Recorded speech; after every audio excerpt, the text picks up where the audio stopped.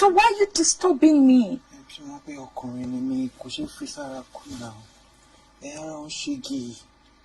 Please. Okay, let me just put a cap. Excuse me? What cap? I want a long Kira.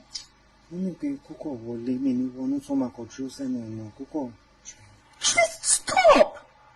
Listen to yourself. What are you saying? Now, show my point in cotton shade on for many graphics, as in like what I be more imagining. It's just like you're sexualizing me. No, that is it now. Because even without you getting in, or for many visual representation of like people who devour me. That's how I'm seeing it. I'm sorry, but I can't it's how I feel right now. Sweat. What are we even talking about?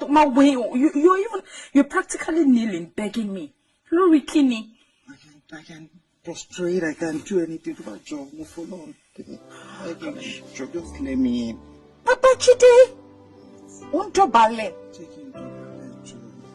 Papa Jide, what's wrong with you? Look at you. See, everything is wrong with me. See, so can you go for a 2 more? And see what you shaking me for a while. Only push man shiva. It means you man checking me. Anything me for the past 2 weeks, no concern. So, Kiko, wole dear, I'll be fine. Please. Come sweat.